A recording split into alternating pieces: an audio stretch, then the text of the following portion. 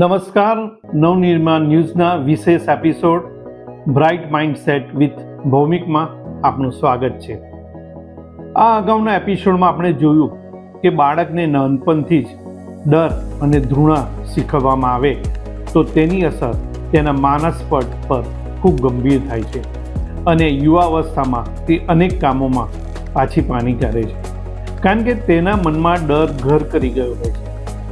આજના આધુનિક યુગમાં બાળકના મનોવૈજ્ઞાનિક વિકાસ અને તેમના ઘડતરમાં વાલીઓની ભાષા તથા વર્તન ખૂબ મુખ્ય ભૂમિકા ભજવે છે.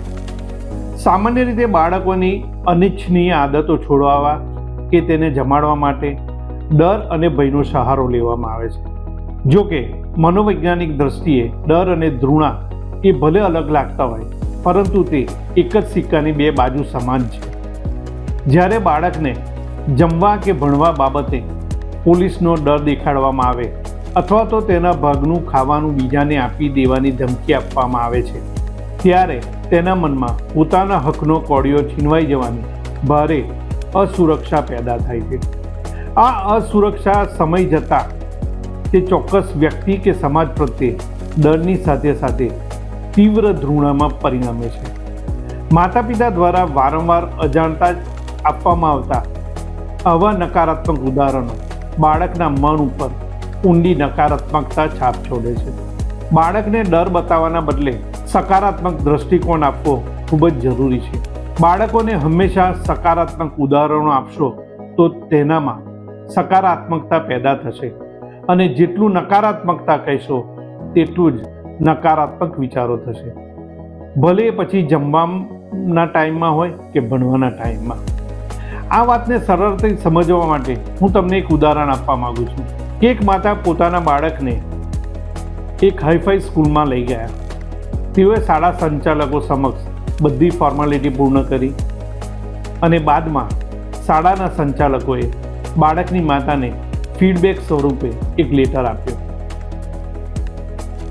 આ લેટર વાંચ્યો ત્યારે તેની આંખમાંથી આંસુ સરી ગયા. બાળકે પૂછ્યું કે માતા, આ લેટરમાં શું લખ્યું છે? ત્યારે તેની માતાએ કહ્યું કે લેટરમાં લખ્યું છે કે તમારો બાળક ખૂબ જીનિયસ છે અને અમારી શાળામાં તેને ભણાવી શકે તેવા શિક્ષકો પણ નથી.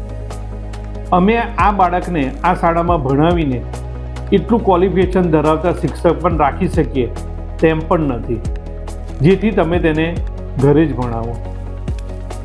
બાળકને સ્કૂલમાં જવાને બદલે ઘરે ભણવાનું સાંભળી ખૂબ ખુશ થઈ ગયો અને ઘરે જ પોતાની માતાના માર્ગદર્શન હેઠળ ભણવા લાગ્યો.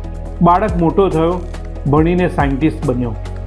બાળકે પોતાની માતાના મૃત્યુ બાદ આ લેટર વાંચ્યો ત્યારે તે એકદમ ચોંકી ઉઠ્યો, કારણ કે તેની માતા તેની સામે જૂઠું બોલી હતી અને લેટરમાં લખ્યું હતું કે તમારો બાળક મંદબુદ્ધિનો છે, જેથી અમે તેને નહીં ભણાવી શકીએ. જોકે તેને ખ્યાલ આવ્યો કે તેની માતાના આ જૂઠાણાએ તેની જિંદગી બદલી નાખી અને સકારાત્મક વિચારોના કારણે તે આજે એક સાયન્ટિસ્ટ બની શક્યો.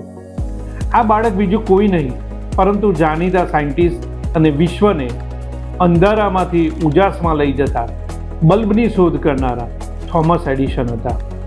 આ ઘટના સાબિત કરે છે કે જો સકારાત્મક વિચારસરણી અને મંદબુદ્ધિ ગણાતા બાળકને પણ મહાન સાયન્ટિસ્ટ બનાવી શકાતા હોય તો સામાન્ય અને તંદુરસ્ત માનસિક વિકાસ ધરાવતા બાળકો પર સકારાત્મકતાની કેટલી મોટી અસર થઈ શકે.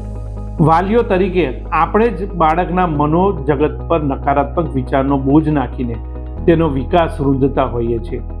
જો બાળકોને નાનપણથી જ યોગ્ય પ્રોત્સાહન અને સકારાત્મક વાતાવરણ આપવામાં આવે તો તેઓ જીવનમાં દરેક ક્ષેત્રમાં અભૂતપૂર્વ સફળતા પ્રાપ્ત કરી શકે છે. આજના એપિસોડમાં બસ આટલું જ. આગળના એપિસોડમાં નવી વાતો અને નવા વિચારો સાથે ફરી મળીશું. અત્યારે રજા આપશો. નમસ્કાર.